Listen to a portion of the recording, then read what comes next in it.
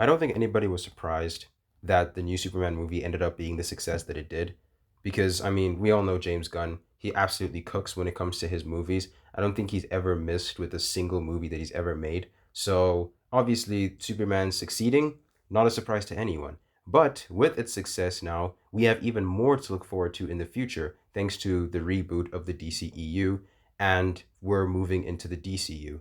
We're basically heading towards the second half of the decade now, and DC has got an amazing lineup of movies and shows that very much look to be extremely promising from a live action perspective.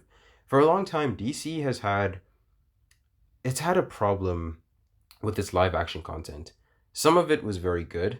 We had the Dark Knight trilogy, obviously. We had some of the older Batman films, most specifically Batman and Batman Returns. We've had the Superman movies in the 70s and the 80s, more so Superman 1 and 2. 3 and 4 are notoriously pretty terrible. We've had Watchmen, we've had whether or not you like Watchmen, of course, and we've had several DCEU movies that were actually really good, right? But for every good project that DC made in live action, there was always a bad project, right? So it was very 50-50. You never knew what you were getting when it came to the DC, when it came to DC's live action content, right? You were either getting something really good or something really bad, right? But with the reboot of the DC live action universe, and now we're moving into the DCU with James Gunn, it's looking to be that we might have a consistent string of great projects, both from a movie perspective and from a TV perspective.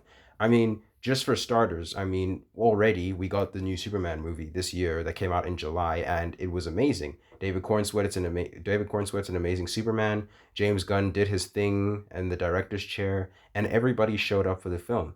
It was a great movie, right? Honestly, still my movie of the year. I'm not sure if that's going to change. There's only a few months left of the year, and there's still a few projects that I want to see, but I don't know. I don't think anything's going to surpass this movie. This movie was just the best. But now there's been so much more stuff that's been announced, not just with James Gunn, though, but with some other directors as well, more specifically Matt Reeves as well, right? So, from the James Gunn standpoint, right, we now that we've seen the success of Superman and now that it's been out for a while and we know that it's amazing, it's peak, right? Now we have more stuff to look forward to. We've got the new Supergirl movie um, to look forward to, which I'm actually personally very excited about. I was actually very much, I think everybody was unaware that Supergirl will be making a cameo in Superman, unless I'm completely out of the loop or something. But I had no idea that Supergirl was going to make a cameo in the Superman movie, and I was pleasantly surprised when she did. Right now, Supergirl hasn't had that many appearances in live act. Her appearances in live action have been very few and far between. She appeared in Smallville for a season and well, 2 seasons more so. She had a movie in the 80s, which is, I'm pretty sure, like garbage because a lot of these movies with B-list, C-list or superheroes are trash. Um, and then, of course, there was the Supergirl TV show and also Melissa Benoist's Supergirl appearing in other shows across the Arrowverse as well, right? So there's really only those three live action Supergirls, and now we have the new. Oh, right, and Sasha Cally in the Flash movie. She was okay, I guess. So I mean, we have had a few Supergirl appearances, right? But she's not as prevalent a character as like Superman or Batman. Obviously not, right? Because she's a B-lister, right? But I've always liked Supergirl. Um, like to me, I mean, I have similar feelings with Superman as I do Supergirl, but after watching the Superman movie, I actually have a new likeness towards Superman, and I like him even more than I did before. I love him way more now, and I honestly feel the same way about Supergirl just from that one cameo as well, and from the few comics that I have read of Supergirl. I genuinely do like Supergirl, right? So when we got the Supergirl cameo, I was actually pleasantly surprised, and then after I watched the movie, I heard that James Gunn is planning on we're getting a Supergirl movie, and I was like, oh, shoot, this is actually happening. So I genuinely got excited, right? I was actually really excited because I'm very like I'm very like excited to see where they go with this movie, and hopefully it's as grand and as comic accurate as the Superman movie was, because I think Supergirl deserves it, because Supergirl is great. I mean, I think she's almost as great as Clark is. Obviously, Clark is more iconic. He's the bigger face, right? But I think Supergirl deserves love too. So I'm hoping that this movie that James Gunn makes does do justice to Supergirl's character. And I really like the actress too. She was in House of the Dragons. So I haven't fully watched House of the Dragons, but I have seen like a couple episodes, and I've seen scenes with her in it, and she's really good. So I'm excited to see what she's able to do with her own full length film, right? And then after Supergirl, we got Clayface as well. And Clayface is one of Batman's more obscure villains. I'm genuinely curious to see what they do with this one. But I mean, I have faith in James Gunn's new universe, and whatever director takes like the project and does work with it, I assume that they're going to do it well. I have I have faith in them. Um, so yeah, I mean that's really all I can say. I'm just glad that we're not like getting more Joker content all over again. I'm glad that we're doing other villains from Batman's Rogues Gallery, because Batman has arguably the best rogues gallery in all of fiction, if we're being real, right? So he has so many villains that movie directors or even TV directors are too scared to, jump and try to adapt right into live action, or even try to animate. Even there's some characters I don't even think have appeared in animation yet. So yeah, I'm genuinely curious to see what they're able to do with Clayface, right? Then there's also the Green Lantern show, which I am actually super excited about, because I am a Green Lantern fan. I really dig Green Lantern. Um, all the different variations. I love Kyle Rayner. I love Guy Gardner. I was actually very happy to see how well they portrayed Guy Gardner in the Superman movie. So yeah, I'm just hoping that the Green Lantern show is actually really good. um, John Stewart's also one of my personal favorite Green Lanterns, so I'm really glad that he is one of our main lanterns in the show. So yeah, I'm very very happy, and I am very excited to see what they do with the lanterns. And then I'm trying to remember what else there was. Oh yeah, right. I think we can move away from the DCU for a little bit, and the Batman Part Two.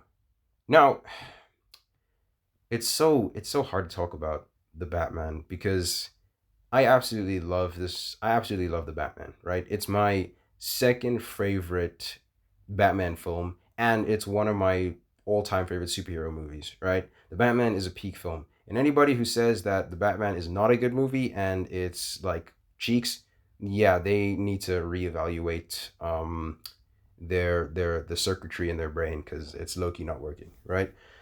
And so immediately after watching the Batman back in 2022, I I I knew instantly that I wanted a sequel. Like, we had to get the sequel, right?